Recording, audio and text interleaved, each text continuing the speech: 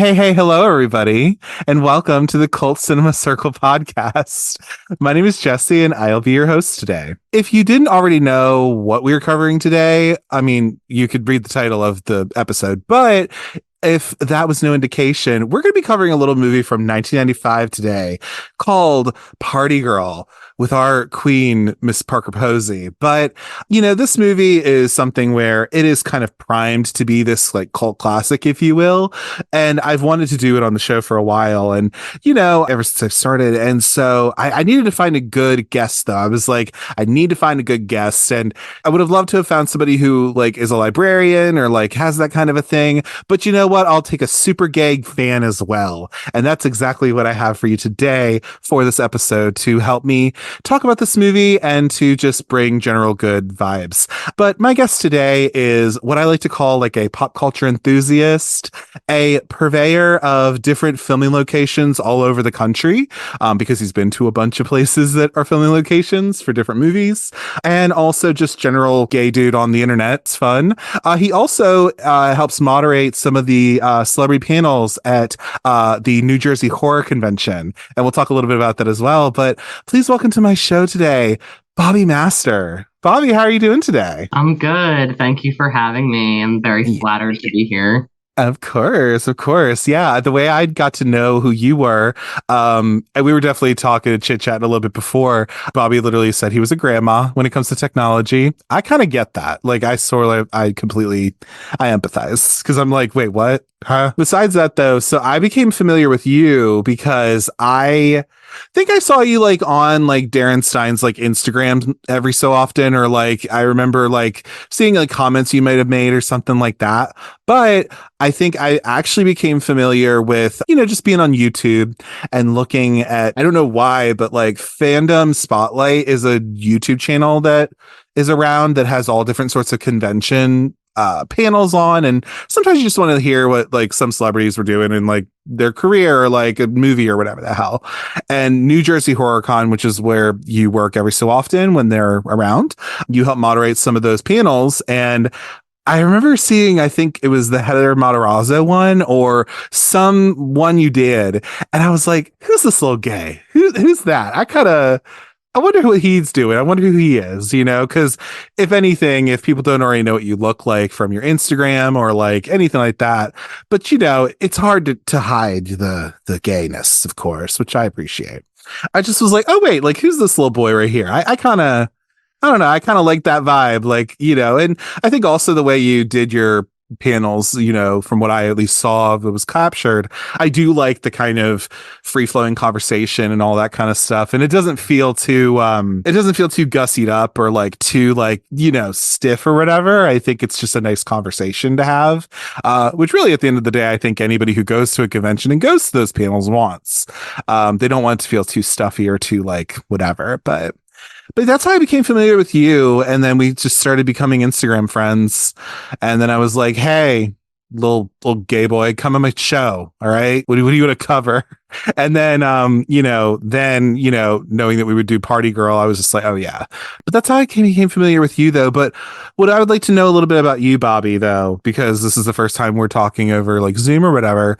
What I would like to know from you, though, what is it about this movie, Party Girl in particular? What is it about this? When was the first time you like saw this movie? Kind of what's your history with it? And like, I kind of want to hear about that. And then of course, like I brought you on because I feel like you like this movie enough where you want to talk about it. But I would just love to hear your history about it. And, why does it mean something to you where you'd want to come on and talk about it? Well, thank you for finding me all over the internet, first of all. Yeah. Me and Darren are friends. I interviewed him for my show coming up, and then we hung out when I was out in LA. And yes, I did interview Heather Matarazzo, and did Felissa Rose as well, Jimmy Duvall. And thank you. I appreciate you saying that it was like so free flowing. That's what I wanted. That's what I attempt in all my interviews. I try not to ask like the basic questions that like everybody's like already asked 100 times to where you can Google any interview and hear that specific answer. I try to like dig up like different things, different kind of questions and stuff. So thank you. I appreciate that. But I've actually been like trying to like rattle my brain like since you asked me to come on, figuring out like when this movie entered my life because I really can't pinpoint it. It's one of those movies that like it's just been a part of my life. I just remember it being there the whole time, basically. Like, I've been a big fan of Parker Posey for my whole life. She's like a goddess indie queen. Like, I bow to her. Like, I can't like even say like she plays crazy so well in like all of her endeavors. I could just sit here and talk about how amazing she is the whole time. But I first saw her in Josie and the Pussycats when I was 10 years old. And like that was like I was like hook, line, and sinker with her ever since then. I guess sometime after the year 2001, which is when Josie and the Pussycats came out. So sometime after that is when I was just like, I feel like it was like on television, like on like Showtime or something. And I was just like, oh, it's her. I need to see this. And it's been like maybe 20 plus years since I've seen the film for the first time, but it really never gets old. It like holds up so well. I never get tired of it. I always notice something different when I watch it again. Like you see movies like that.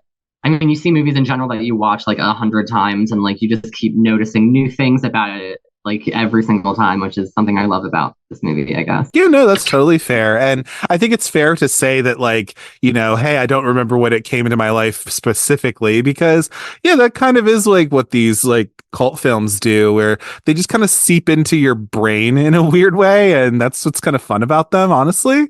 They leave an impression.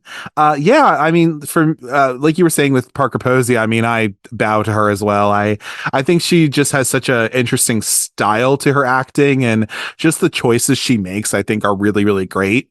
Personally, I became familiar with her when I was a teenager when I saw the movie Dazed and Confused for the first time, because I was like, oh, it's this movie, because my sister went through a whole like teen movie phase where she was like obsessed with the 80s movies and all, as a lot of people did. Anyway, but you know, where they're selling it at Hot Topic and shit like that, you know, with like the different 80s teen movies and all. But I watched Dazed and Confused for the first time, and I think I also watched Fast Times as Ridgemont High as well. But seeing Parker Posey in that, I was like, oh, who's this? Who's this girl? I don't know who that is, but like I didn't know who she is. And then just seeing her kind of pop up in different things and just kind of seeing different stuff that she's done. I knew she was in Josie and the Pussycats. So that was something I actually within the last few years recently watched for the first time. But then even finding like Clock Watchers, which I think is very seen and underrated with her, and even some of her like Hal Hartley stuff I want to get into a little bit to kind of watch those a little bit, because you know, not that that's his muse or anything, but like she's definitely a player in some of his movies as well. But yeah, I could definitely agree with that. But my history, especially with Party Girl, yeah, I mean, it wasn't always in my life or anything, but I became familiar with it because I was like, oh, it's this like movie, and I became familiar with it being a gay film a little bit, because it has queer people in it. And all that stuff. So I was like, all right, cool, I guess. But I didn't know what the exact plot of it was. I was just like, so Parker Posey is a party girl, I guess, like whatever. But yeah, when I actually first watched it, and I was like, oh, okay, what is this? But I think as time has gone on, I feel like I think I just like this movie more and more, because I think it just has, it's trying to say quite a bit, and I think it does land pretty much for the most part with what it's trying to say. And I also just think like it captures such a certain time in people's lives when they're in their mid 20s and they don't know what the fuck to do with their lives, and you know, all that. So I think this kind of captures that perfectly. And yeah, and it has a lot to do with Parker Posey literally knocking it out of the park in a role that was really you know, the first lead role she ever had, really, I would credit. So, but yeah, that's kind of my history as well. Do you have anything to add before we start to move on to, you know, kind of digging into some production stuff and all that kind of thing? Just that I also loved her in Dazed and Confused. She was so good in that. Like the one-liners that she had where she was like, what are you looking at? Wipe that face off your head, bitch. Oh my God, it's so good. So Like, that's oh, got to be her first movie. Like she made such a like everybody in that cast. Honestly, it was so cool to see them all as like babies, basically all of them just starting out, and then to see like the snowballage of like how big a lot of them became. And yes, Best in Show, goddamn, like she is just absolutely hilarious in that movie as well. I guess that's all before we dive into the history that is this yes. cult classic. Absolutely. Yeah. That's all about what my show is, really. As we normally do on the show, we're going to dive into a little bit about the, production history of the movie, a little bit about the cast and the crew and stuff like that. And, we'll just have kind of a general conversation about the movie, talk about the plot, talk about the characters, things like that. But without further ado, we're going to get into that. So, this movie in particular, Party Girl, this was released at Sundance in January of 1995. So, next year, it'll be celebrating its 30-year anniversary. So hopefully there'll be think pieces, other people doing podcasts on it. Who knows? We'll see. Then made its release, I guess. It's not that it wasn't released, but it actually came out June 9th of 1995 in the US. This movie also has, and we won't talk too much about it, I don't think, because I don't think it's much to say. It is the first movie to ever be streamed on the internet. But again, this is also 1995 internet. So it's like, how much could you have streamed it? But it does have that fun little distinction.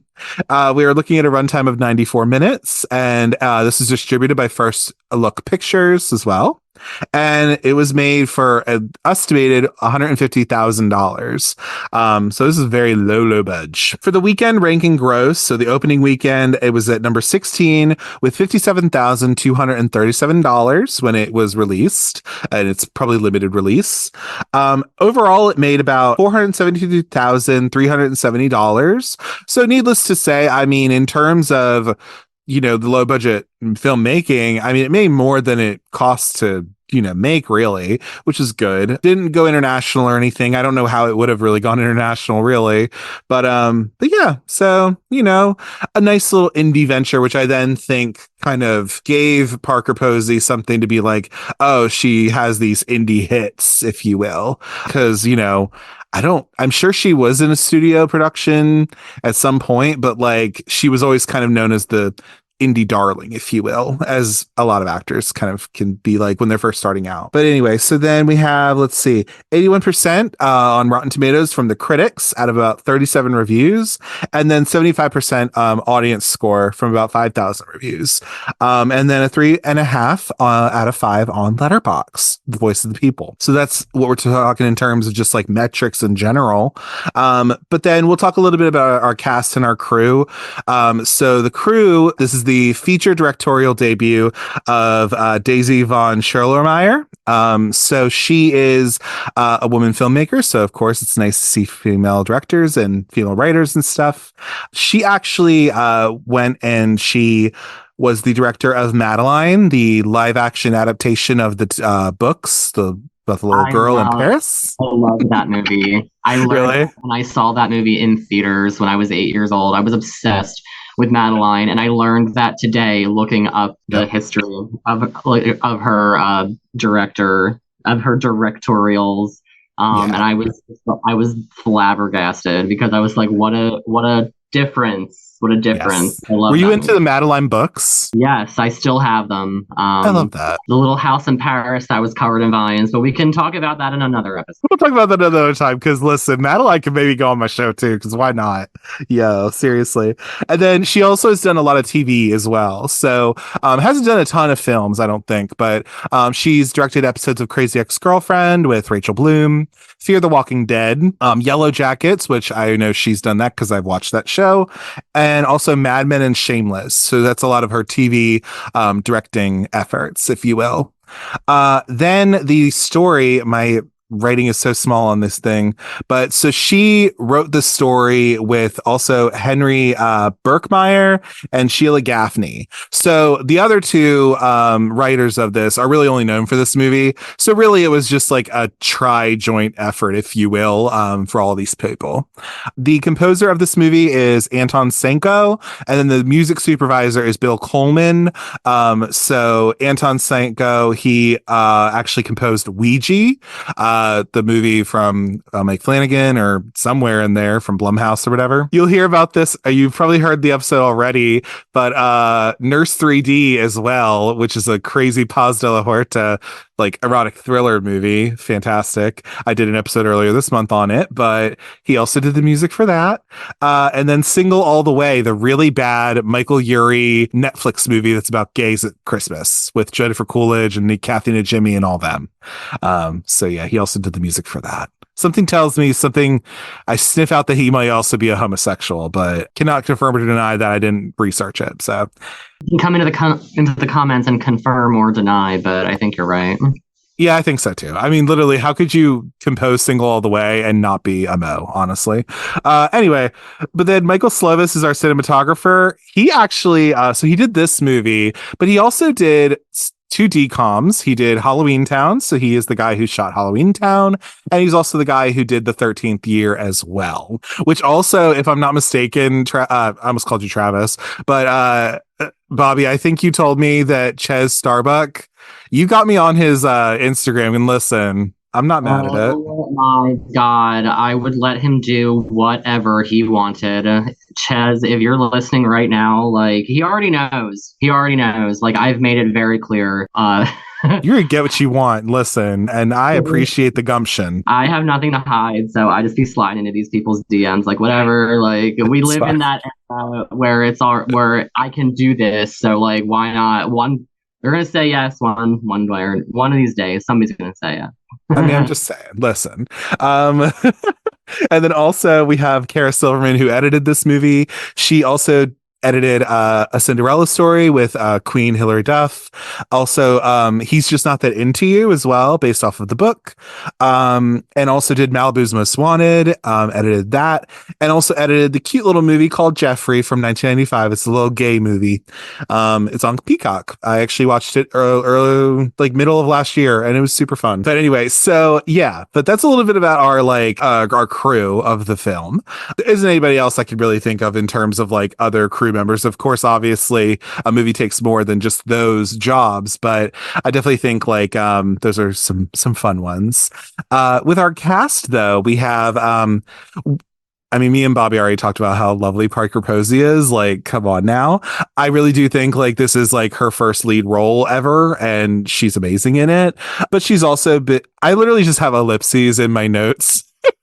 Because if I have to explain to you who Parker Posey is, like, you don't listen to this episode then. Like, come on now. Like, maybe learn about it. Who Parker Posey is, then I don't want to like further this conversation any further. You know what I mean? Like, if you don't know who she is, like, how do you not? Like, how do you, if you haven't seen her in something?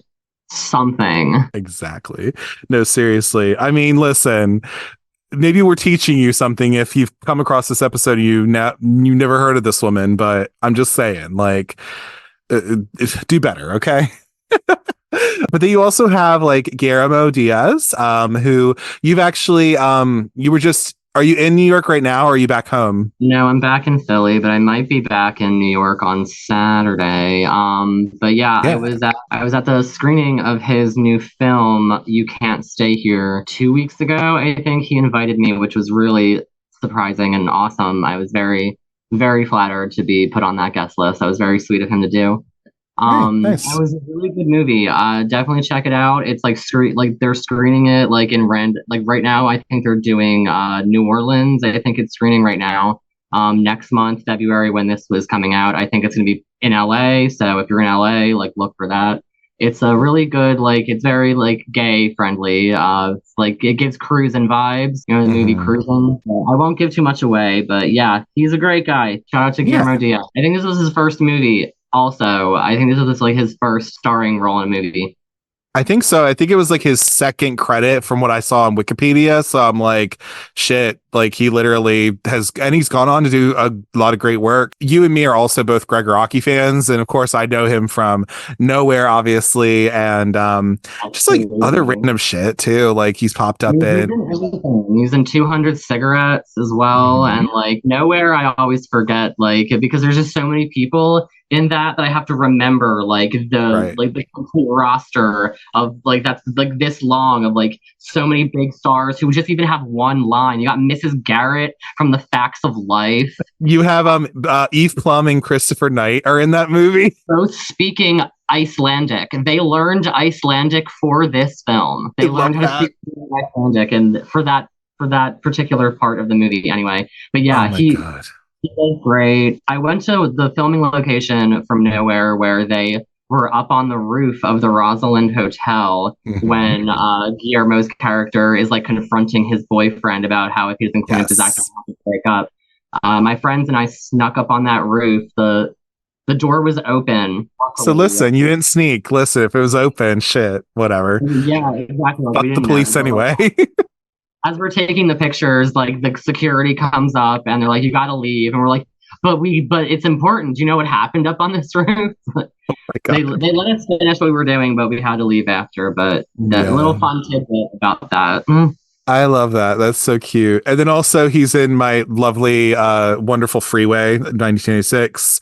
He plays Alana Ubach's boyfriend. I love that. Uh Yes, yes. amazing. We love you, Guillermo. I really hope that little movie you went and saw. I really hope it like, if anything, if it isn't even streaming somewhere, I hope you can like get a fun little digital download or something, so you can just like watch it, give him some money, watch it, see if you like it, kind of a thing. It'd be cute. I'd like that. I'm sure it'll be up on something eventually because like they're still in the like movie theater Yeah. things and what have you. They told me that they just like the cast and the crew, they were all there.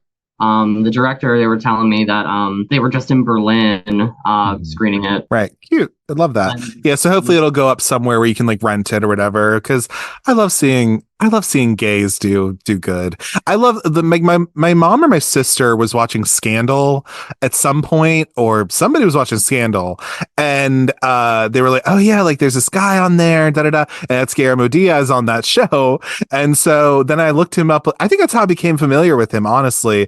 And then I was like, "Oh wait, no, he's homosexual. He's gay. Oh my god, this is great!" Like, you don't see that as much, and it's nice to have people out there and all of that. So I love that. he's one of the first like actors that like I saw like being openly gay like when I was Yeah. younger too, like, before it was like the thing to do. But like he was one of the first, and like I think he was in that movie Stonewall too. I Oh, that could really be horrible one from the guy who did Independence Day. didn't see. I don't remember, but I It think might have he been was. another Stonewall. Who knows? I'm not sure. I could be lying right now. And but It's you fine. yeah, continue with our members. Yes, yes, yes, yes. So Liev Schreiber's in this movie. He is mostly known for being in Scream 1, 2, and 3, where he does not share a scene with Parker Posey because he, spoiler, dies in the beginning of 3.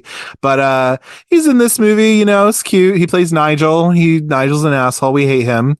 He's British. Okay, whatever. And his brother, Pablo Schreiber, I believe, is on Orange is the New Black. He plays one of the little prison guards on there. So that was like super fun. Did you not know that? Which one? Didn't he play Porn Stash or something? The guy who, like, in the first few, Oh, because they have the okay. same last name. Well, I guess that makes sense. Okay. Um, Yes, that guy. well, then the director of this film also directed an episode of Orange is the New Black, so maybe they were in an episode together. Maybe she That's directed. true. I love seeing stuff like that. I love. Yeah. You also have the first line of this movie was Lady Bunny. Nikki, I look for it. I can't go make my stage entrance with one earring on. Oh, you sound just like her. That was scary. it's so good. Like, oh my, it's so funny. It's a little baby boy in a noose. But yeah, It's she was the first line. She was the opening. She was the opening of this movie, and I think this was her first movie as well. I Mhm. read her first film as well. A lot of firsts for a lot of people, and for Yeah. this to be first, I think that's something to be proud of. I think so too. I think, and we'll talk a little bit about it as well, but like, yeah, this is just such a good little thing for people in their, beginning stages. Sasha Von, I don't know how to say her last name. I'm so stupid. Sasha Von, Scherler, I believe. Good old Judy in this movie. That is the mother of Miss Daisy, the director. Didn't have a huge career or anything in terms of being an actress. Mostly she's well known for being in Network, which is from the 70s, 80s. I think it's late 70s movie. And then she's mostly, I think, known for this. She was mostly a theater actress for the most part. So she was popular in like the theater world. She did have some like TV and movie credits, like few and far between, but I think she was mostly known like throughout her like career in like the like 60s and 70s, like in like the theater world and stuff, which is still something to be very proud of. But this was her last film. This was the last movie that she did. Yeah, before she passed away, unfortunately. But yeah, she's so good in this. Like I like Judy. She's, just trying to look out for her goddaughter, but doing it in, a way that she knows, the only way she knows how, I feel like. But, and then Donna Mitchell, good old Donna Mitchell, plays Renee in the movie. She is a model turned actress.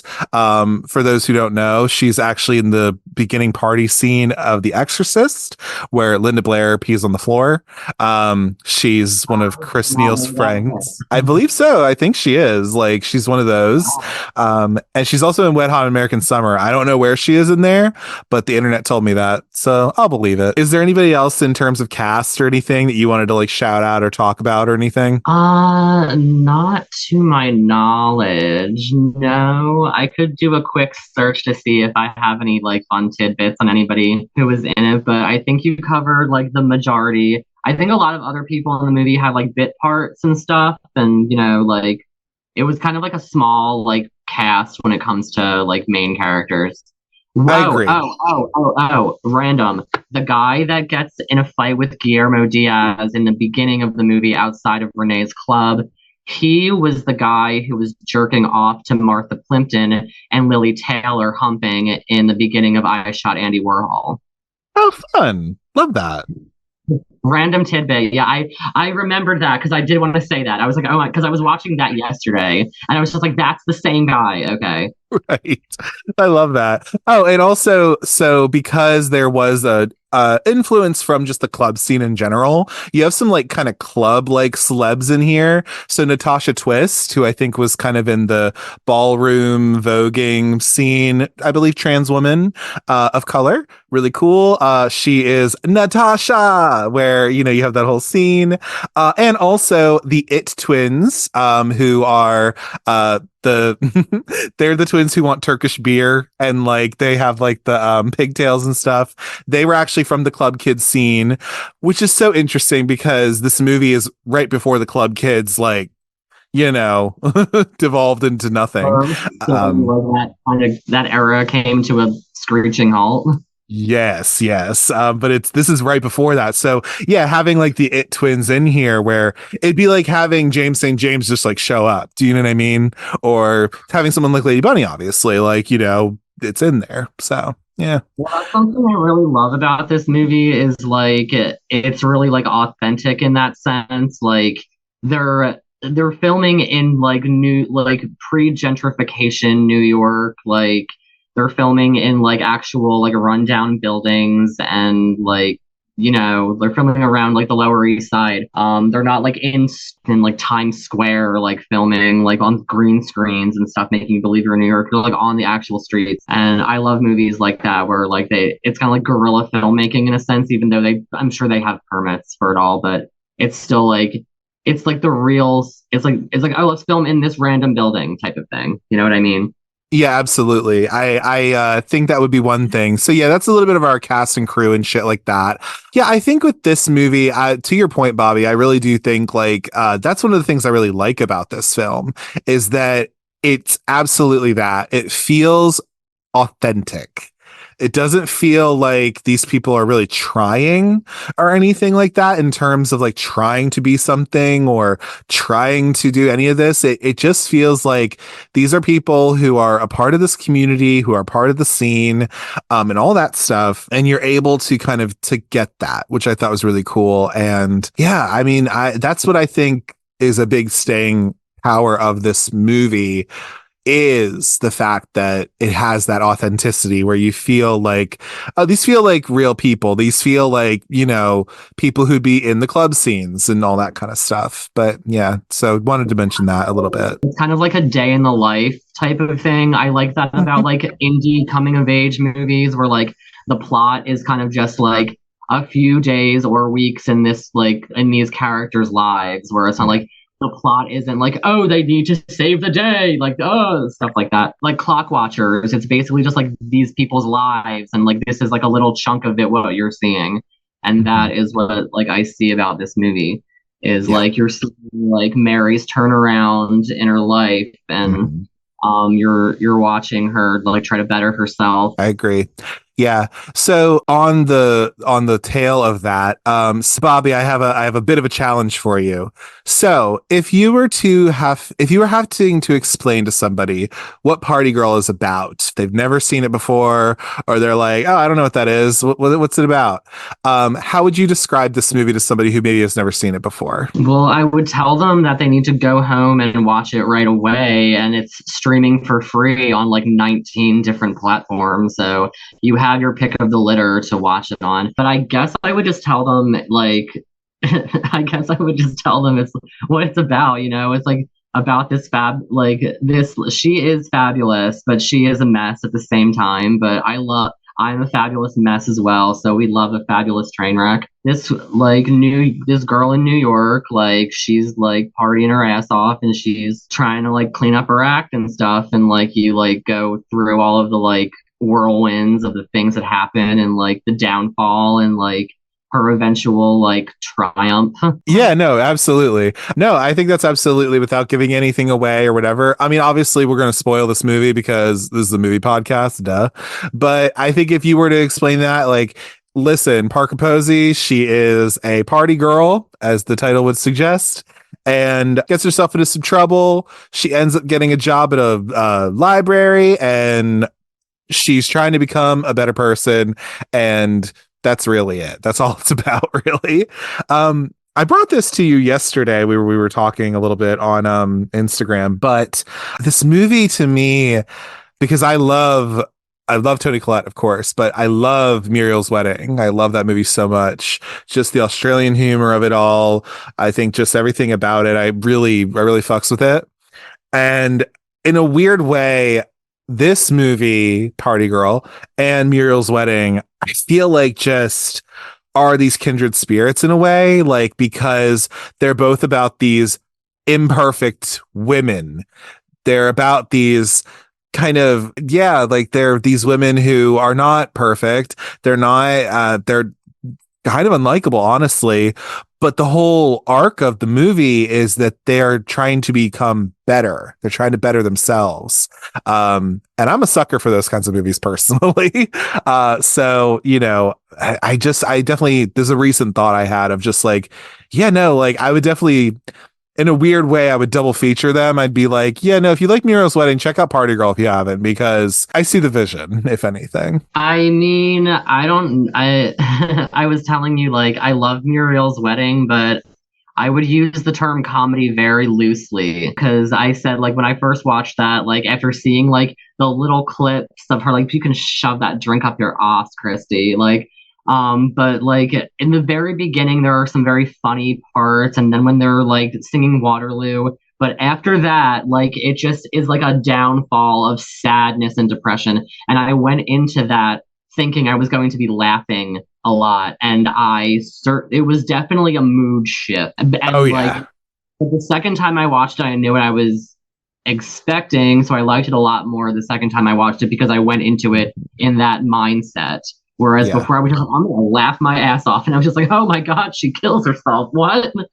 Oh my god, it is no, and that's a fair thing to say, because like, Toni Collette's amazing, and Richard Griffiths is amazing, and like everyone in the cast is amazing, but it is the funniest drama you will ever watch, because there are some really funny parts in it. There are some good things. I'm not dead yet, Cheryl, or whatever, but like it's these things of like, it's fucking sad, dude. Again, I think with something like Party Girl, the thing about Muriel's Wedding is that Muriel is unlikable because she just is, because of the kind of way she's been raised, and she's had to kind of take this extreme measure to gain independence, and then she learns how to be better and whatever. And with Party Girl, it doesn't happen. I think this is a little bit more funny than Muriel's Wedding, obviously, but yeah, Mary is just kind of selfish. She is kind of a little self-centered, and she just is a party girl. She's 24. She's young. You know what I mean? Like, she is kind of out for herself, as a lot of people are. But I think she does the whole arc of her trying to be better, trying to find a lover, trying to find purpose in her life. I think that's just the big crux of this movie. And that's what you end up getting in the end, too, which is cool. But yeah. Anything to kind of add on to that before we move into anything else? I mean, isn't that what we're all trying to do? Is just like find our way. Like, there's no guidebook on how to live a life. You know what I mean? Like, everybody finds solace in something different. This movie is definitely much more lighthearted than Muriel's Wedding. Like, if I can watch this and laugh, even though there are some like sad parts, but I can still watch it and laugh. And like, I relate to, if I were to pick like Muriel or Mary, I would relate a lot more to Mary, based on like, I'm selfish and like I put myself first, but like, she lost her family. She doesn't have a family. Mm-hmm. I lost my mother as well. So like, I have myself, she has herself to rely on. So she's doing what she has to do to like get herself by. She's putting herself first. I totally get that. No, totally. And that's fair to say. And I do appreciate that insight on that, just because like it just kind of shows like, yes, this is what Mary does,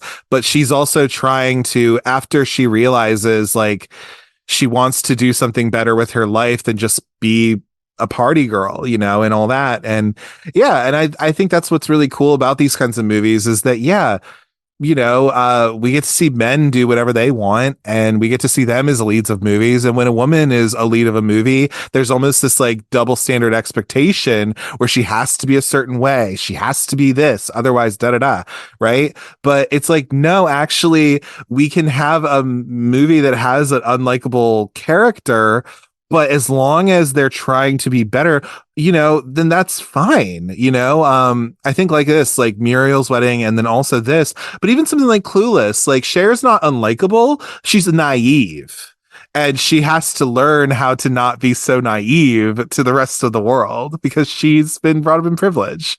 So it's kind of like, a thing where, but any of those kinds of arcs we get to see where it's not just like, this one way of how a woman should be, especially since this was written and directed by a woman, you get that different perspective. And I appreciate that as somebody who isn't a woman. I want to see these different perspectives, and I don't need a likable protagonist. I don't need a happy ending all the time or any of that kind of stuff. I want to see something else, in there. I want to see some risks being taken, so yeah. And like, it's not like any of them are like unlikable, like you said. Like, they're like, none of them are villains either. Like, Cher's like a popular girl, but she's not like a bitch. Like, she's very, very nice. She's just very naive and sees like the world differently than it really is. And like, she eventually has to swallow that pill at one point, and it like works out in her benefit, I guess. I guess, right? If falling over with your stepbrother is what you want, I guess. But whatever. Like some, yeah. But if your stepbrother was Paul Rudd, listen, come on. I'm just saying. But yeah, no, I think with this, like, we could talk about a few of the characters of this movie. I think we already talked a little bit about Mary. You kind of already said how you feel about Mary. Would you say so? Or did you have anything to elaborate on when it comes to her character? Like, what do you think about her? I mean, I love her fashion sense, obviously. Like, whoever like picked out the clothes for her to wear, like 100 on that test. She is fabulous. And I like her. I get why some people might not, but like, she seems like somebody that I could personally hang out with. Yeah. No, totally.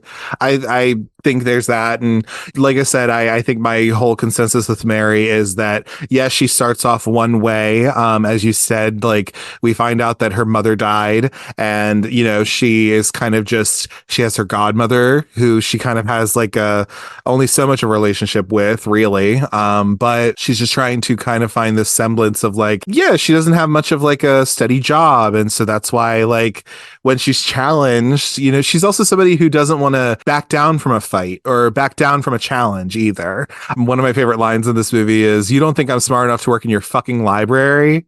It's like she wants that challenge. But what's cool is that there's a little bit of friction with her and Judy at first, but we find that, like, no, actually, when given the opportunity, like, Mary exceeds and does well in her job as a library clerk, and that's great to see. So it's nice to see that she starts off one way of being this, like, not, I don't think she's super vapid, but like she's this certain party girl that we think of. But then, we get to see that nice shift where she's just trying to get her shit together. And I think by the end, she does get her shit together. For sure, for sure. You can also like be fabulous and be a librarian at the same time, Absolutely. Like in Matilda, when Rhea Perlman says you chose books, I chose looks. Why can't you pick both? I did. Exactly. There you go. Oh no, for sure, for sure. But yeah, no. Oh, I was going to mention too, because you said you went to the library at Party Girl in New York. Do you have anything fun to share about your adventure going there? Yeah, I do, I guess. It's called the Seaward Public Library, and it's on the Lower East Side. And so the inside is not filmed there, just the exterior shots of like Mary showing up to work, and then this scene where Mary and Judy are like talking on the bench outside. That's all filmed there. But I went inside and I found a homosexual librarian. I like scoped that one out. I was just like, you're going to be able to help me find what I'm looking for. And he knew his shit. He really was. He was like, okay, so they didn't film it on the inside. The inside of this library, he was like, the windows don't match up in the scenes. And I went back and watched, and they don't. Yeah, the outside still looks just the same. No graffiti. Unfortunately, there was scaffolding outside, so I didn't get to get as much of the pictures that I wanted. But I can always go back. But yeah, it was cool to see like the same spot where it was filmed and stuff on the outside anyway. That's the only location that I could find was the library. Of all the places that they filmed in here, that was the only one that I could find. Yeah, because I don't know where they would find. I think I was messaging you about that. I was like, I don't know where you would find Renee's at. Like, I don't know what that would be. You know what I mean? Like, it's that kind of a thing. And obviously, you can't just find her loft. Like, I don't know where you would find that either. Like, it might not even exist anymore. But yeah, so that's obviously housing. For all we know, it's not even there now. But I'm glad that like the library is still thriving. I sat in there and charged my phone for 45 minutes after I finished taking like thousands of pictures of myself from all angles outside of it. I love that. You become learned. I appreciate that. It's nice. Right. To like match up with the scene, because it got to be like, oh, that is the precise spot that they were standing. Do you know what I mean? Right, of course, of course. No, I totally get that. But yeah. So I think with anything, so we have her.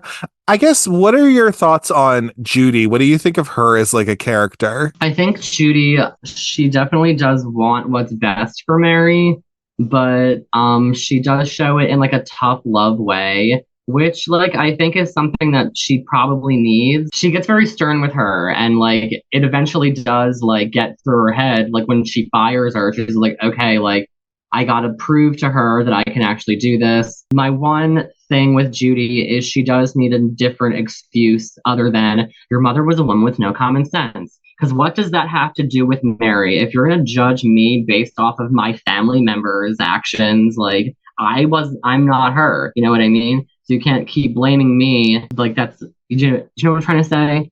No, absolutely. And that is actually something I agree with you on, because I'm just like, okay, so her mother was a woman with no common sense and your father was a man with no conscience. And I'm like, Okay, and like what? Like, huh? Exactly. What does that have to do with me working at this library? Like they're not here. Like Right, um, right. And then also seeing like how she, is a little bit harder on her as her goddaughter, and I guess maybe also it's a thing of like she, even though Mary I think exceeds what the library clerk job is, she's doing really well at it. But like Judy always has in the back of her mind in a way, like, oh, but she's gonna flake one day. Like she's just gonna like, and it's like, well, maybe have a little bit of faith in her, Judy. I don't know. Like, but who knows? She did get a call from the pokey in the middle of the night, so that doesn't exactly, inspire confidence. But people could change, obviously. I did feel bad for Judy in the part where she was like, do you want to come out to dinner with us? And she was just like, I'd like our relationship to be more than work. And like Mary's kind of like being like standoffish and like trying to like push her away. Because it was like she's doing you a very big justice here, is hiring you off the street. You know what I mean? Like she was not qualified in the beginning, like, but she kept like at it, and she like was trying to like build more of a relationship with her. You don't know what happens after the movie's over, but I like to think that like they did go in a direction where like they did have like a stronger bond.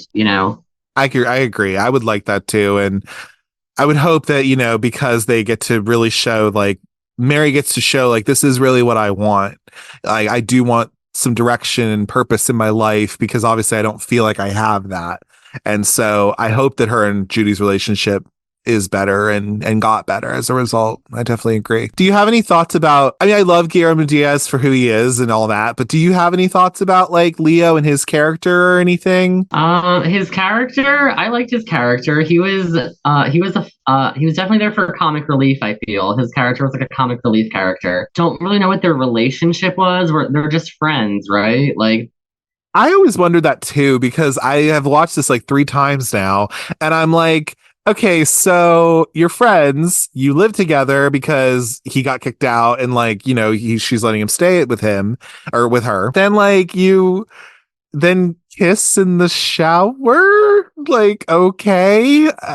What were we doing with that kind of a thing? Is it to show that there's some sort of tension there? Like, because I wasn't completely seeing it throughout the movie, but but I feel like that too. I'm like, I guess they're just friends. Okay. yeah, that part like threw me off because like I didn't see their relationship going anywhere, and I liked Parker, I liked Mary, and the Bob Ganoush guy. I forgot what his name is. I'm sorry. Oh, you're fine. It's Mustafa. I liked her, and that's also, I mean, like it was the '90s, so like interracial relationships were still like a taboo thing. So I like to see that. I like to see Yeah. that. It's supposed to just be white peopling. Agreed. And then you have Guillermo Diaz, who is also Hispanic. So like like a lot of multicultural roles in this film. I like to see that. Yeah, of course. Yeah, it's nice to see people who aren't just white in the movie. I love that. It's great. I like how you also called him Baba Ganoush guy because yes, like the big quote of this movie is, "Can I get a falafel with hot sauce, a side order of Baba Ganoush, and a seltzer?" I don't know about like I can get with the falafel. I don't know what Baba Ganoush is, but like I guess I'll try it. Get that seltzer out of my face though. I hate seltzer. It's spicy. I'm not really big on spicy foods, so it's not for me. But I support it. Yeah, I support it. I mean, I'll try it. Why not? Yeah, hell, it's fine. But yeah. Do you have any particular like thoughts or do you have any particular thoughts or feelings about Mustafa as a character or anything like that? I'm glad that they end up together, and I'm glad that she can help him like better himself as well, because like I've seen lots of not only like movies but like real life situations where like people come to America from like their native countries where they are scholars, and then they end up like serving food. Not saying that's a bad thing, but like like they can't get a job because like they are like their license or whatever isn't good in like this in the country that they're in now. But she not only bangs him in the library, but also helps him find the information he needs to like get his teaching license valid in the state of New York City. I was going to say New York City is a town. It's not a state, but I get what you're saying, though. I sound so uneducated, and I'm trying not. It's fine. No worries. No, the state of New York City. Let's keep it. I do like I like Mustafa. I think he's attractive. I enjoy him. And I do love him and Mary. I think like in a way that they are, it is nice to see this like white chick and like this Middle Eastern guy kind of having a little bit of a love connection. It is gross that, you know, just the way that she kind of treats him, like at the party where he's like the falafel stand person or whatever, that's weirdly cultural appropriation shit. It's kind of weird. And just kind of the way she treats him a little bit, you know, it's just like, okay, that was a little uncalled for, girl. You know, I know you're going through some things, but like, it's not a joke to him. You know what I mean? From what it seems. But, and then also you can tie it back to the whole story of Sisyphus, which I've never heard of that before this movie. So I was like, oh, look at me getting educated while watching this movie. But you can definitely tie it back to his character as well, where it does feel like that for him. And I think a lot of, I can't speak for somebody who is an immigrant, but like, I'm sure it feels like that when you even hell just move to a new town. Like, you're just like, can I catch a fucking break, you know? Or like, how do I even navigate this if I'm going to move to a different state or something? Like, and how do I get my footing, if you will? I think that's something that a lot of people can kind of, relate with and all that. So yeah, I mean, I gotta give anybody who does that like props, because like I do a lot of things at the drop of a hat, but I also have like a very strategic escape route as well. And I have a very strategic plan once I arrive where I'm going. So like, you know what I mean? So like showing up and like not knowing if things are gonna work out for you, you could be homeless and destitute on the street in 5 minutes. Like, props for having the balls to like put yourself in a situation where that could even happen. Absolutely. I mean, and especially if you're trying to better yourself, quote unquote, in another country, you know, and it is tough, like, you know, and the fact that he has to, you know, Mustafa has to be a vendor on the street, you know, it's not exactly what he wants to be doing, but he's doing it so that he can help support his family back in Lebanon and all of that kind of stuff. So, I mean, the reality of a lot of different people and also just the way our policies have been as well in the last couple of years have just been smelly, you know, but it's cool to see a positive thing of this in a way where it is nice to see somebody who is able to kind of show this experience for somebody who has immigrated to the United States and their experience, you know, and I thought that was really, I don't know, you didn't see that a ton in movies like in the mid 90s, I don't think, you know. Coming to America is only so accurate, I feel like, but you know, for royalty, maybe, but not for a random civilian. Yeah, true that. Yeah. Yeah. I think so. There's that. But, you know, those are kind of some of the characters we kind of have and, you know, just kind of what we think about them or whatever. Again, I think a big part of this movie, it goes back to the idea of Sisyphus, you know, and being able to kind of be like, relate that to obviously the character of Mustafa, but then also just the character of Mary too. You can kind of put her in that where she's, you know, trying to like do better. She's trying to do this, but you know, you can also kind of relate it to that too. I think Daisy has also said like, yeah, like the story of Sisyphus can also kind of go with Mary's journey too, because she doesn't have direction and she's trying to figure stuff out and she's just trying to catch her own little break and find something for herself. I guess in terms of anything else though, do you have any particular, I know there's probably plenty to choose from, but do you have any particular scenes that stand out to you as like any of your favorites or anything that was like super impactful for you as like a fan of the movie or anything like that? Favorite part of the movie? There's so many like I'm a big person like on one-liners that like make me laugh and stuff. I love the part where she's like, recode it. And then she's like, fuck you. That's so good. Oh my God. Yes. Yeah. I'm also a one-liners kind of guy too. So I also love like, you know, the whole, hey, hello thing. That's always really fun. I also love that same part you were talking about where she has this whole like kind of monologue diatribe of like, you know, I'm sorry, I made a mistake and da da da da da. Like all of this, like very thought out, you know, thing that you wouldn't expect from Mary at that point, but you're like, oh no, this bitch is smart. Like, what the hell? Like, you know, because the whole thing is that, Judy's giving her some grief about this, but it's like, well, no, she is smart. She just made a mistake. Like, that's all it is. I do like the part where like she doing decimal systems, Guillermo Diaz's record collection, he like has an absolute meltdown, but she literally just like she's like, all right, chill, we're gonna figure this out like right away because I know what I'm doing. She also calls him Leonard. I think that's so funny. Character's name. Yeah, but it's so funny that she just like calls him Leonard. And I'm like, okay, like what the hell? I also like when she says, good evening, Leo. Like when he's coming into the apartment, it's so stupid. Oh, it's so fun. I What would do for that apartment though, however much it cost in 1995, like that, like how big do you think that loft apartment would go for in 2023 in New York City? Like, oh, girl. I mean, it's easily like fucking Jesus, probably a good like 25, 30, like 2,500, 3,000, probably. I wouldn't be surprised. I think it would go for way more than that. Probably like Probably. 455, maybe.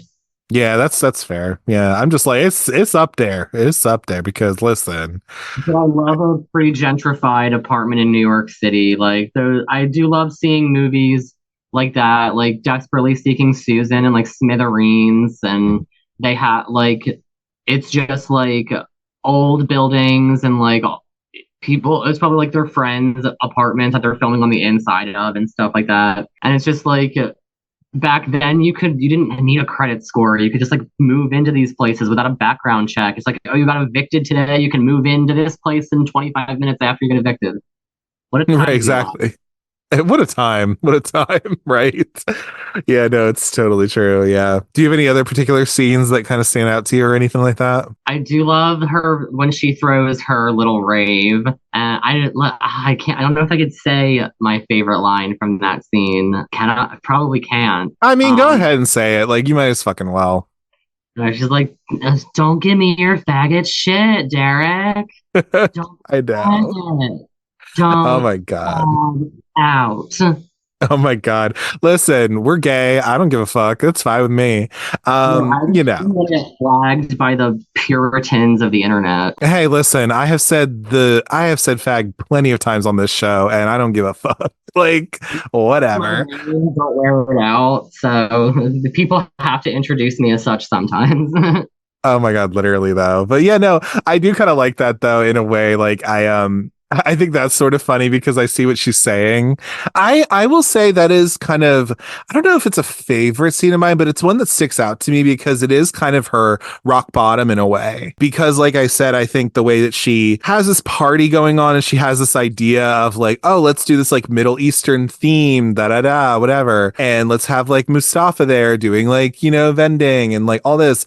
But yeah, it is it's a little insensitive and all that, and that's definitely a criticism people have of the film and that scene and everything.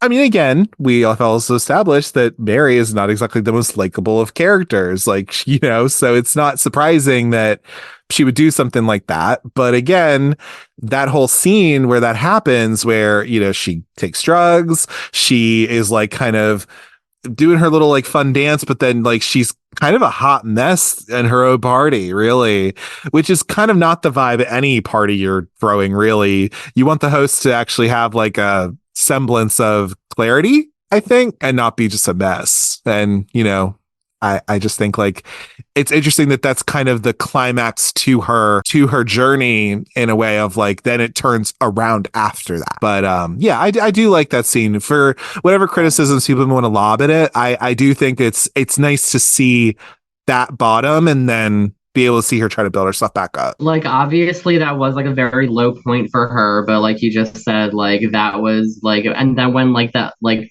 her friend tried to like her like sexually harass her, like that was the end for her. Like after that, like she was trying to turn herself around completely. So I feel like it was important for like the character arch.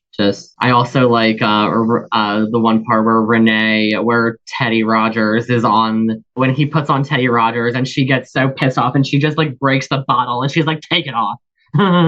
It's so good. No, and the reason, and I I don't, maybe I'm an idiot and I didn't realize this right away, but the reason he's playing it is because so the reason Leo is playing it is because Venus, who is a go-go girl that she's met and is falling for or whatever, it's this record that she wants him to play. So he's thinking kind of with his dick, which is funny. But then, yeah, like, don't put your job in jeopardy like that. You know, you maybe should have realized that. Which is funny because then that all happened. And then, like you were saying with the later scene where she organizes his records or whatever, even one of the things in the catalog is no Teddy Rogers. This is a red dot. So you know not to bring those with you if you're going to spin at Renee's. So I thought that was kind of fun too. Yeah. That was a really good thing for her to do, and that was a very smart thing of her to do. So like she's thinking like on her toes. Oh yeah, absolutely. And I'm just like, yeah, so maybe don't have Renee almost kill you again. Good idea. Let's not have that happen. But yeah, no, totally. I'm trying to think of a few of my seeds. Go ahead. Yeah, I think it's like a big part of the movie is like how like people underestimate Mary just based on like how they know her as just a party girl, but like when it comes down to it, like she knows her shit. And she like who else would think to like organize it that way in a sense, just like, oh, your boss hates this kind of music, so I'm going to make it so you know what not to even attempt to bring there so this doesn't happen again. Yeah, absolutely. And I kind of noticed that in like my second or third viewing, maybe just last night. I was like, oh yeah, that's kind of smart that she did that. Like, good for her. Like, she's helping you out, Leo. Like, which is so funny because like he's so mad at her. He's like, you fucking bitch. But then like be like, well, actually, like, I'm actually kind of trying to help you, dude, like, whatever. But I'm trying to think of any other scenes that I have like a particular, fondness for or anything like that. I would probably say, God, I'm trying to think. Honestly, though, I mean, I think a lot of the scenes that you've kind of pointed out are always really great, and I enjoy them. I do like this scene where she is shoplifting out of someone's closet at a like some event that they go to or something, like because she's just like, Derek, do you think I'd make a good writer? Derek, do you think I'd make a good actress? Derek, do you think I'd make a good investment banker?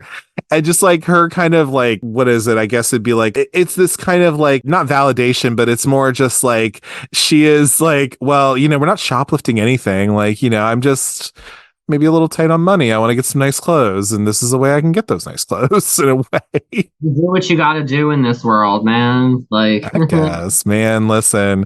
And she was making a point like, this is not a shop. There are no customers. I don't know, whatever. Do what you got to do. But I will say, though, too, I do like, oh, and one of the lines I do love from this movie is that when Mary decides she's going to change her life around after this whole bullshit has happened, she goes to the library and she's like, hey, Judy, like, come to my house. It's my birthday. Like, come to my house and, at 6, come to my place and we'll talk a little bit more, blah, blah, blah. And then she sees Wanda, who's the other library clerk. And she's like, oh, hey, Mary, like, what are you doing here? And she just like goes up to her. She's just like, you're going to help me, bitch. Just like words to live by. Like, it's so funny. I like that the other librarians liked her and they were all like trying to help her. And then, like, when she was kind of having a little bit of a meltdown, and like, she's like, Howard, I just want to do a good job. He's like, you are, but you need to go take a break. But yeah, you need to like calm down a little bit. but like, they clearly do like her enough to like, they're like telling her all about their experiences of like what schools they went to and being like, here's what this one specializes in, and like, what have you. She's like, I want to stay in New York. Okay, we'll find you a school in New York.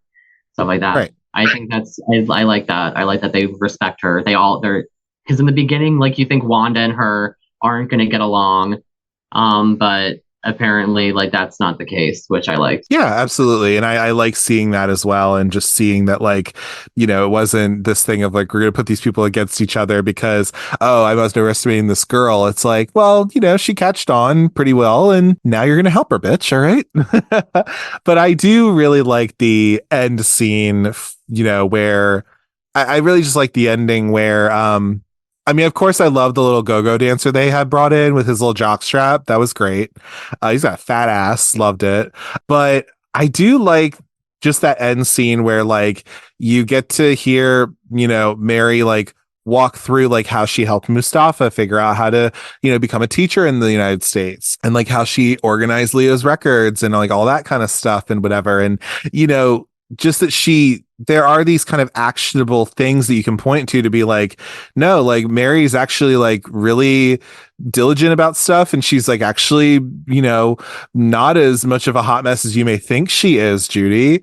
And she actually can be trusted, and I just like that. I think earnestly Mary is saying, obviously at the end where she's like, like when she's asked, like, is this really what you want? And she's like, yes, this is what I want. And then Judy's like, you get this like, still happy ending where you get like, okay, I'll do it. Like, I'll give you your job back and we can have this. And I just like that it is a party for Mary because it's her birthday, but like, it's nice that it ends that way. It's nice where it's like, it's a party with all these people who are getting to have a good time, but it's also showing that Mary has gone from her beginning, where she gets her party shut down by the cops, to now she has turned into a different person and she's been able to succeed ultimately, which I really, really like. And I just think I think that's exactly why people like this movie, because it does have that fun, nice little happy ending as well. Before we move on to the next subject, I do want to say I like the little animated Parker Posey in the opening credits where it says Party Girl. I kind of want that tattooed on me, honestly. Like I have, like my body is covered in pop culture tattoos. I think that would be like a nice little obscure, cute like tattoo to get. So I think you should do it. I will absolutely say that. Oh my God, that'd be hilarious. And I would absolutely want you to do that. Completely do it. Yeah, no, I think those are definitely some scenes that I really kind of fucks with and all that. I guess I will also ask, just in case you have them, do you have a particular favorite look in this movie from Miss Mary? And also, do you have a particular favorite song that is in the soundtrack? Because the soundtrack slaps. I like the song by D-Light that they play. I think that's at Mary's party, right? The soundtrack is fire. Yeah, I think it might be in there somewhere. Like before, I was gonna say my favorite is the end song from Alternate. I love that. Oh my God, I've been playing it like a bunch. Yeah. Do you have a particular favorite look or anything like that? There's so many. Like it's really hard to narrow those down because like she has like even when she's like wearing that white turtleneck sweater that like kind of like fits in and like dips down at the bottom. Like that's just so cute and it fits her so well. And like I also like the first look that she has when she goes to the library the first time when she has like the hairnet in the back and like the tiny little sunglasses and the leopard coat. And then like the opening outfit she was wearing that red ruffle corset shirt. So like there's just so many. Like I would actually like to see like just like a picture where every single one of her outfits is lined up so I can admire them all and decipher that way, because that's the only way I'm going to be able to pick one if I see them all in front of me at the same time. I can understand that it's just like overwhelming, of course. Yes. I would say I have a few favorites of mine. I do kind of like her end outfit where she's like become like a astute, aspiring librarian or whatever. But I also will say I do love I gotta say I do enjoy her outfit when she gets high and learns the Dewey Decimal System, and then she's having this whole little thing where she's like putting all of the books back in the card catalogs and all that stuff, and she's like doing cartwheels and stuff, and she has a little fashion show on the table. That little outfit she has on, I think, is just so cute and so cute. I like it. It just kind of fits her personality, and and again, it's also a part of a scene where you're showing that she's learning and trying to grow herself and grow her knowledge, if anything, which I really appreciate. Yeah, I like that scene a lot too. And she's wearing combat boots. I'm a combat boot guy, so I gotta respect where respect is due. Exactly. Yeah, I think there's that. And then, yeah, I'm trying to think of whatever else. Do you have any particular, I guess we talked a little bit about just like the themes of this movie and all that. Do you think there's any other particular themes throughout the movie that I haven't already touched on anyway, that maybe Party Girl's trying to say or anything like that? I think there's a lot that this movie is trying to say, but do you have any particular themes that you'd want to like touch on or anything like that you want to extrapolate on any more further? I think we covered a lot of them. I Yeah. think so too. I mean, it's a lot of this is going back to the idea of Sisyphus, you know, could talk about like, people coming to the United States and trying to figure that out. Just being in your 20s and having no direction in your life, but trying to do that. There's a lot of side plots because, like, you got, like, obviously, like, Mary's story is, like, the main focus, but then at the same time, you got Mustafa doing something that he doesn't want to do and, like, trying to better himself at the same time. And then you have Leo, who is also, like, struggling to find his way in the world as well. So it's just, like, a lot of like a lot of people just trying to like find their way. Yeah, no, totally. And I think that's just why that's a huge theme of this movie is just figuring your shit out no matter what. You then have like Judy, who is kind of going through her older life. And, we find out that she's, I guess, going through menopause. And, she's just trying to be this older woman who hopefully can give some sage advice or wisdom or help to try to guide her goddaughter in a good way. But there's that. And then even a little bit of Renee, like, how do you go? Because Renee probably was this like party girl or party person in her day. She now owns her own club. And how do you handle that being a recovering alcoholic who is in AA, and how do you kind of, have that in a way? But then when you see that's the case, like she's struggling, like you're like, oh, that's why she's so like over the top, like kind of crazy a little bit. It's because she's like fighting her own demons, and like at first you just think like, wow, she's a bitch, like when she was just like, when Mary was just like, oh, you look fabulous, Renee. She's like, there's a cover, right? But like you learn later, like, okay, this girl's got problems that she's also trying to fight, like, so like. But that's like the way of the world. Like me and my friends, like we're all just like trying to like figure ourselves out and like enjoy ourselves. And that's what I think life is about. Like you're just like, we're only here for so long. You got to find what works for you. You got to do what makes you happy in the moment. No, totally. And I think that's a point of that too. And then I also think like part of what this movie has going for it that I think kind of helps with its cult status in a way is having all of those, but then also having like the fashions in it, the music, but also I think a reason that this movie has like a queer fan base as well, like a gay LGBT fan base, is because you get to see people who are not heterosexual in a movie, like, which is awesome. And in 1995, you weren't getting a whole lot of that. So having someone like a Derek in this movie, who is played by a straight man, but, is ultimately a gay guy who's, thirsting after Carl, who we end up finding out is Kurt. But, having that and then just having like the over the topness of Mary as a character anyway, in a way, I think just lends to it having this kind of like LGBTQ plus fan base. Seeing this in a movie this is probably some people's first seeing that kind of a character in a movie. And it's not nonchalant in the best way, I think, which is great. And I really appreciate that as seeing like, wow, yeah, this is probably a big deal in 1995 for people to see this kind of thing. And for those who did see it. I agree with that because like I covered this in my interview with James Duval. And like when I was growing up, like mostly the gay characters you see in movies and TV shows, they're like two-dimensional and they're all just like, oh, girlfriend, we gotta go shopping. Like, gotta get those highlights done. And like they're like comedy effects. They're there to laugh at basically. But what I got out of like all of Greg Araki's movies were like these are just regular people and they happen to like dick. And that's not the main focus. It's just another fact about them, but they also have other things going for them in life that's not just that.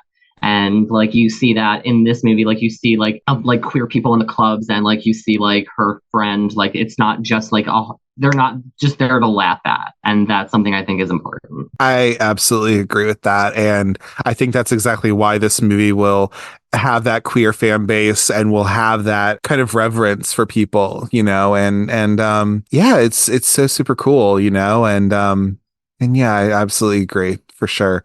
Do you think there's anything in the movie? I always kind of like asking this or whatever, but do you think there's anything in the movie that doesn't always work, or maybe it could have been retooled? I think we already kind of talked a little bit about just the treatment of Mustafa's character a little bit, but do you have anything in particular to add to that, or anything where you're like, oh, that didn't age the best, maybe, but it happens. It was the 90s. The part where Parker Posey is like singing along to the record, I'm like, we could have done without like 2 minutes and 15 seconds of her doing that. I love it, but I love this movie and I love it so much. I'm not here to talk shit on it. I'm just saying like that definitely Right. like tooled down maybe 45 seconds more. I can understand that because again, it's one of those things where you're just like, yeah, girl, you're already. I mean, I think Daisy, as the director, already kind of knows that you have that criticism, that the criticism's out there. But I'm like, yeah, girl, okay, it's still weird. It just is. They could have just cut it a little bit down. But overall, I think if anything, those are like the things where I'm like, oh yeah, no, maybe those don't age the best. But I'm also like, no, but this movie actually pretty much stands up though. I think it's, I've you seen know, much worse. I've seen much worse in other movies and films where I'm just like, oh, I cannot believe I can't imagine being in the writer's room where they're like, haha, that one's good, keep that in there. I'm like, and sometimes something like mind-boggling to me where I'm just like, how is that okay to even then? But this like doesn't even like compare to some of those things. Like this is very light. I just think like if I were to pick something in the movie, that would be it. absolutely. I can agree with it because yeah, like we already said, like I don't really care if they use the F slur or whatever. It's not a big deal because they are gay, technically. But it's one of these. That's a beautiful word. I love it. It's one of my favorite words. Yeah, no, but I mean, but it's one of those things where I mean, obviously, when it comes to any sort of term, it's like, yeah, it wasn't exactly the greatest using it at that point. But again, I think also it's a matter of reclamation for some people as well. But also, it's like, if the context is there, like, and I thought it was funny. That's what I thought was funny. So when Bill and Ted, when they call each other the F slur in the first Bill and Ted movie, I think it's funny because they thought that one of them died. Like, you know what I mean? Or in Can't Hardly Wait, when like Mike Dexter gets called the F slur at, that part of the movie or whatever, that was funny to me, So, and in this situation, I think, yeah, like the reason that Mary says that to her friend is that she's like, I don't want to hear about that. I don't want to hear your gay bullshit. You know what I mean? Because she's not in her right headspace, so that also is there too. But I'm trying to think what else there would be. Yeah, I'm thinking that we went over characters, we went over, just some of the themes of this movie, all that good stuff. Do you think there's anything else in particular that kind of lends this movie to become this kind of cult film? Do you think there's anything else that, has kind of really, what are some things that you think have solidified this as like that kind of cult film where it's had this legacy almost 30 years later now? I don't know how to describe it. Like just the way that like it's filmed in a sense, if that makes any sense. Like I don't know how to describe what I'm trying to say here. Like just like the way, like the whole like I mentioned this already. Like it's not like on a film set. Like it's not like a whole bunch of places. Like a lot of movies in New York are like filmed at like Times Square or like like Macy's, whatever, like FAO Schwartz type of things. Like there's no tourist attractions in this New York movie, and I like that. If it's organic, I think it feels like this is something where this felt like they were just shooting people in New York in the 90s, in the mid 90s. It doesn't feel heavily produced. We did cover that, like the authenticity that you get from watching it, the feel of it. It's just like these are New Yorkers, like the people in the movie, they're basically all from New York or like lived there at the time. So like that's what I mean, like the authenticity of it all. Like it's not, just bringing in Timothy Chalamet because his name is Timothy Chalamet and be like, you can do this because this is your name, type of stuff like that. Yeah, absolutely. I think like, no, I think absolutely those are definitely things to think about, or that those are things that I think do kind of show that. I think that's why this movie has that lasting power, because I think not that I'm an expert on cult films or anything, even though I had the podcast of it, but like it's one of these things where I think the reason that Party Girl has had such a legacy, I would actually, I guess I'll pull this from an article I found from Miss Parker Posey. So this movie got a Blu-ray release, and also it got a limited release in some theaters as well. Yes, it did. It was re-released in theaters briefly, and she went to one of the screenings that I found out about the day after, and I'm still thinking about that because it was at the same theater that I went to for Guillermo's movie last week in New York. So like it was something that I could have done. And meeting Parker Posey has been on my list for like my whole life. And like I'm still kicking myself for missing that opportunity to have seen her at a Party Girl screening. Not only like seeing her at any screening of her movie, but that particular one. I'm still not over it. I'm still not over it. Oh God. Oh, I wish. But yeah, I do kind of want to get the Blu-ray a little bit. I think you could probably find it on Amazon somewhere like easily enough. I think it's worth the money for sure. Cover art of the new re-released movie is really nice. Like somebody like painted her. So I really like the cover art for the new re-release of the movie. Absolutely. Yeah. So I think this was at one of the, I think it was the IFC Center in New York City, and then also Glendale. I don't know how to say this, LaMelle and Landmark Westwood Theaters. So those were where they had those screenings. But IndieWire did a little article about this. It was written by, who is this? Samantha Bergson, I believe, in 2023, last year. But it is quoted as saying, so Parker Posey is quoted as saying, "We made this movie for the quote kids, as we called them, young people from small towns who had big dreams and who weren't, for whatever reason, conforming to the status quo." So Posey shared that with IndieWire. Quote, "Our intention was to nurture them with style and color, wit and heart, music and dance. I'm happy the film's out with a re-release to inspire again the unconventional path many of us live today."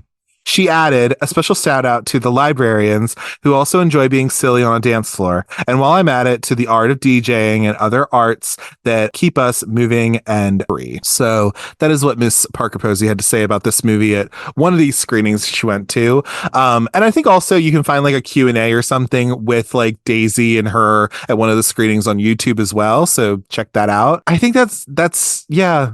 God, she's a fucking icon. Like that's a perfect summation of what this movie is. It really is just about like kind of showing somebody at this point in their life and being able to show something different than, you know, a big studio would have done, you know. And it's cool to me that like this movie like came out like right around a similar time that Clueless did, and it's interesting to kind of juxtapose the two because obviously Clueless was a big studio film where this wasn't, but it's one of these things where yeah, this is how you do different like young people cinema kind of a thing. And you know, I think this movie will continue to have a legacy because in a weird way, it is a time capsule of the 90s, but I feel like the story itself is fairly timeless, which I always can really appreciate as well when it comes to that kind of thing. I do agree with the time capsule thing because I like I said, like they're filming on the streets of New York, and like I like movies like that, like Kids and like this one and like Desperately Seeking Susan, Smithereens. Smithereens is always my go-to when I talk about like a time capsule of a film. It's a New York that no longer exists, that I wasn't there for, but that I long for. Agreed. Yeah, no, it does. It absolutely does. It's the same thing of like, you know, you see movies shot in Los Angeles that are like, yeah, that doesn't exist anymore. Like, not at all. Every time I'm there looking for like filming locations, like especially from like the 50s or like the 30s, it's like, well, good luck with that because they knock everything down. But it's always nice to like go find like something or another. And like, I don't know what my whole spiel about like the filming location spots is. Like, it's just cool to me being like, wow, they were standing here, like filming this movie that I love so much. And I'm here in that spot. It's like, I don't know, cathartic full circle moments, I guess. Yeah, I mean, I think there's a reason why you have people who have whole like YouTube channels where part of the stuff that they do is like, here's the filming locations for this like horror movie that you like and like blah, blah, blah, blah. You know, it's because it's kind of cool to be able to see like, wow, it hasn't changed that much. Or oh, it's not even there anymore or like whatever, but being able to kind of have that is like so super cool, you know, and I don't see why not. I do think there is a level of catharsis because if these pieces of media meant something to you in some way, you know, being able to see this in person for yourself and be like, wow, that's really fucking cool that I'm getting to stand right here and I get to see it for myself and I get to have that. And, you know, it must have made it, I guess that means that those pieces of media where those filming locations are meant something to you. And that's why you seek them out. And that's why you do that. And occasionally there'll be like a plaque or like a photo or like a poster or something being like, they filmed this here. Like they filmed Silver Linings Playbook, like relatively close to my house. I'm not like gonna give away where I live, but like they filmed it very close at the diner scene. And like in the diner, like since it's like a suburban Philadelphia, like nothing happens. Like they're riding this till the wheels fall off, and like I giving them props. They got like a plaque in the booth where Jennifer Lawrence and Bradley Cooper sat, and like they filmed Silver Linings Playbook here, and they have like the whole cast, and like I love stuff like that, like commemorating. But like I digress. We were talking about something else, and I totally went in that direction. No, I loved it though. I think we were kind of just wrapping up on Party Girl because I think we said everything we needed to say about it. But yeah, no, this movie's fucking rad. I will say too. So with what you said about suburban Philadelphia, so I'm in suburban Baltimore. So if you ever feel like coming out to Baltimore again, I think you came out to Maryland before. Do your John Waters locations. I told you about my experience in Maryland. It was interesting. I bet, but you know, hey, come back. It's still kind of fun over here. But I do live like literally, I've said this before and I've said it to you too. I literally live like 15 minutes away from the drive-in theater at the end of Cecil B. Demented. And so it's interesting whenever you drive by there, you're just like, wow, Melanie Griffith's hair went up in flames that one time. Oh, that's fun. Like, you know, I have like I do have a long list of like filming locations for all of John Waters' movies because I have been trying to get back out to Baltimore. I just haven't made it that way yet. But like there's a lot from all of his movies. They're all filmed there. So like I feel like I have like 70 like locations that like may or may not still be there, but like I found them anyway. And then like you said, like the theater, the Senate Theater. yeah, it's the senator, I think. Yeah, like you said, it's not like operational right now, but they still have like all those John Waters plaques and like Yeah. things on the ground, which I just find some people like to go to the Statue of Liberty or like the Liberty Bell. Like this is my Liberty Bell. So Absolutely. Yeah. I think the Senator Theater is still kind of operational, but it's like not as much. I think they have like 2 screens or something. But and like there's less tourists at like the places where I'm going, you know? Like I feel like the most like crowd I've ever had to deal with was like outside of Carrie Bradshaw's apartment. And I stumbled upon that by accident. Exactly. I was going to say with Baltimore, I mean, like you can go to some of these places. They probably are still around in a way. Like you just walk around Druid Hill Park and you're just like, this is where Raymond Marbles flashed that one person, like, or whatever the hell. But yeah, no, totally. But yeah, I think that's everything we can talk about when it comes to Party Girl, man. I mean, like, actually, I do have something else about Party Girl. Did you know that there was a short-lived television series that did not last long at all? I put that in our notes, and yes, I am aware of it.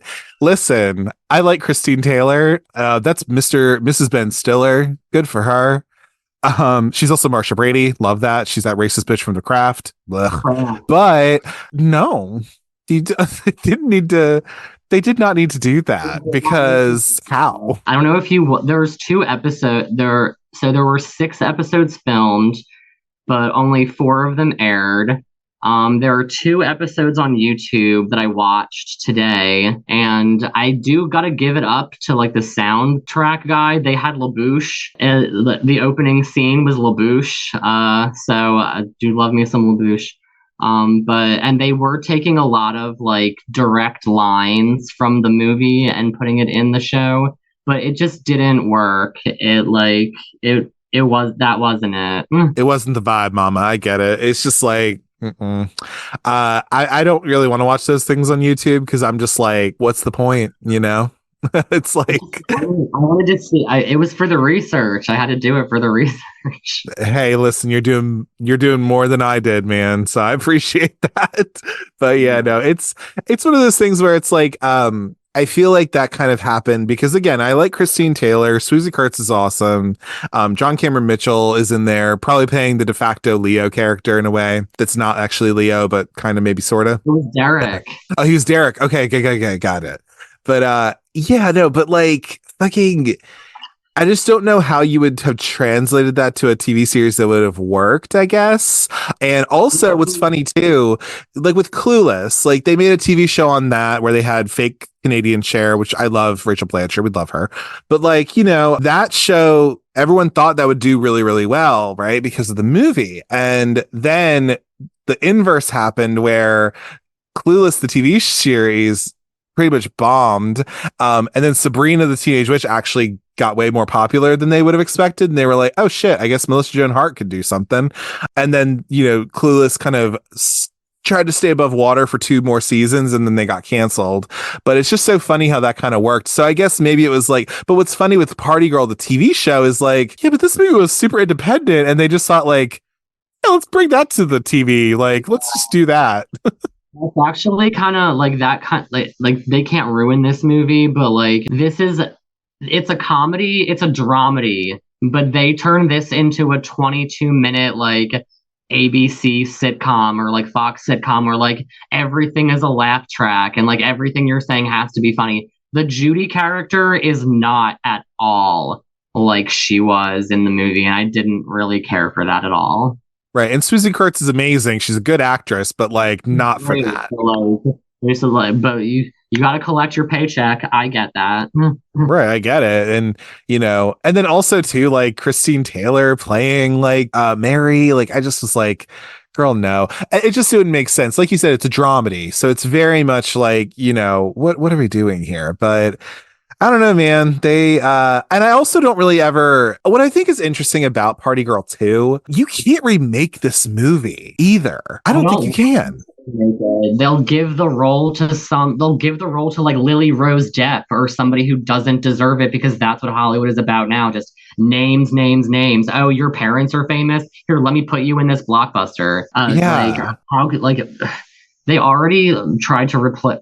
You can't replace Gene Wilder. I'm sorry. Like, we don't need all these Hollywood remakes of things. Like, sometimes the originals are just fine the way they are. Yeah, no, totally. And it's just one of those things where it's like, I can at least appreciate a Nepo baby who knows they're a Nepo baby and acknowledges it and is actually talented. That's great. But like, you're kind of, I think you're right, because it's just like, dude, I don't want them to ever remake this movie because like, it doesn't need to be. And plus also it'd be way different. There are perfectly good things that you can remake that actually are kind of under the radar and maybe could be something cool, but it's like, you got to figure out. I was always thinking like, would I want a Romy Michelle sequel? And I'm like, could they do it? Probably, if they have the right people in, there, but it's like, do we want that? I don't know. They made that prequel for ABC Family and that was not fun.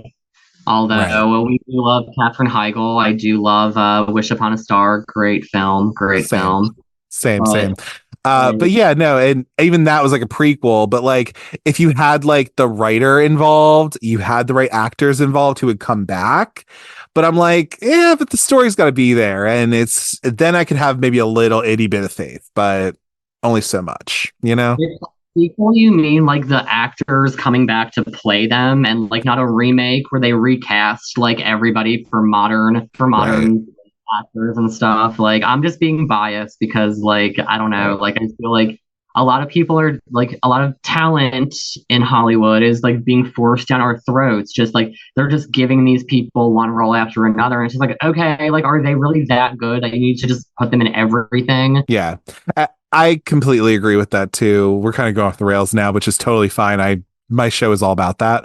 But like, yeah, no, it's so very true. And there's only so many people who you really can look at and be like, wow, that really is somebody who's super talented and they do deserve like great. But then it kind of gets lost in the sea of all these other people who really aren't that great. But you also mentioned like this is a time capsule of a movie, so like keep it that way. Like Yeah. I don't want to see this. I don't want to see Mary with like an iPhone.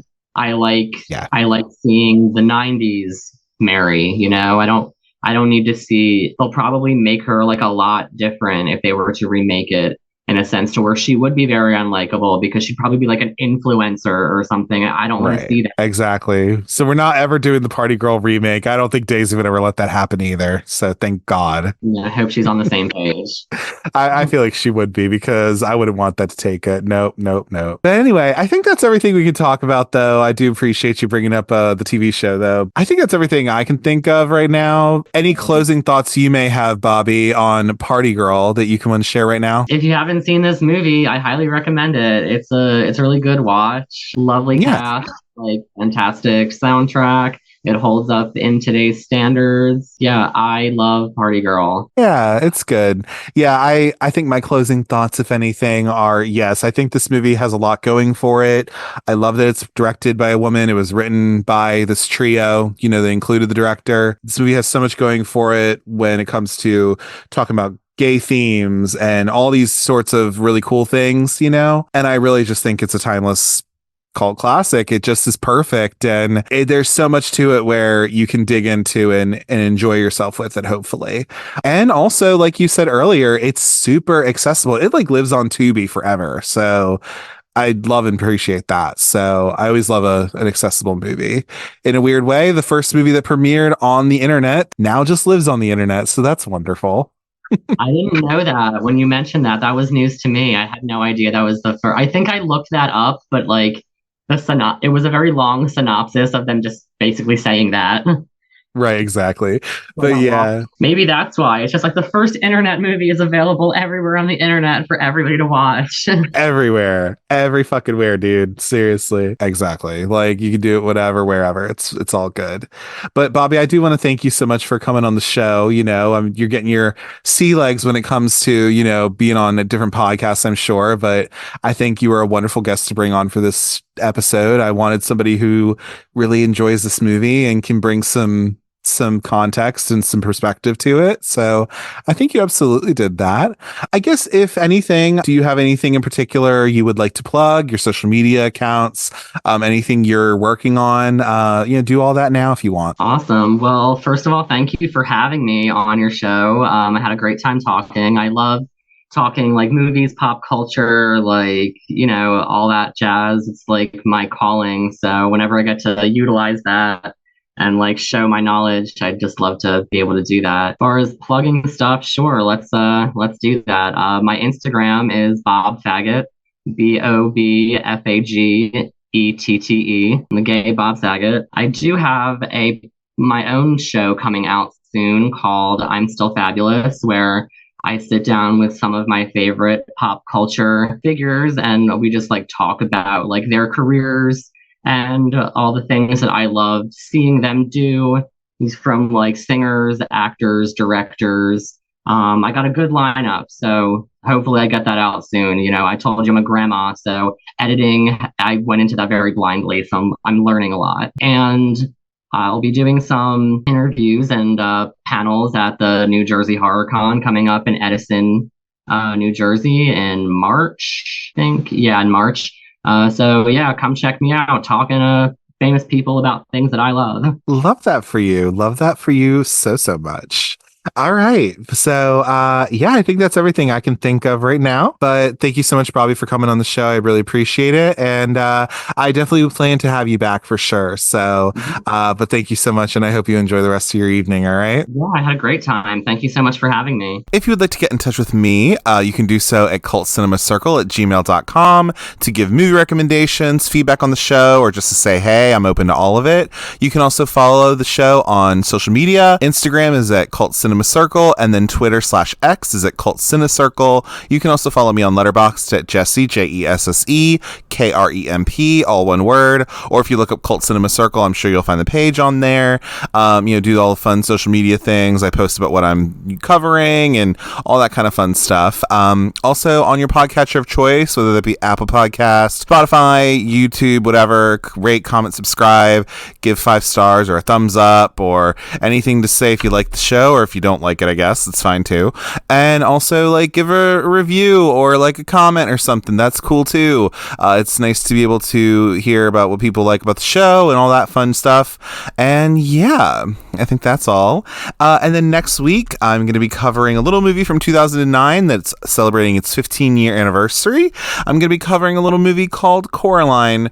So when Coraline moves into an old house, she feels bored and neglected by her parents. She finds a hidden door with a bricked up passage, and during the night, she crosses the passage and finds a whole parallel universe where everyone's eyes are buttons, and with caring parents, and all of her dreams are coming true.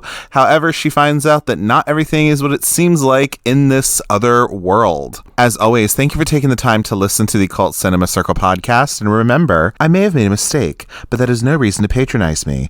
It is dismaying that your expectations are based on the performance of a lesser primate, and also revelatory of a managerial style which is sadly lacking. Is it any wonder, then, that I have chosen not to learn the intricacies of an antiquated and idiotic system? Take care. Bye.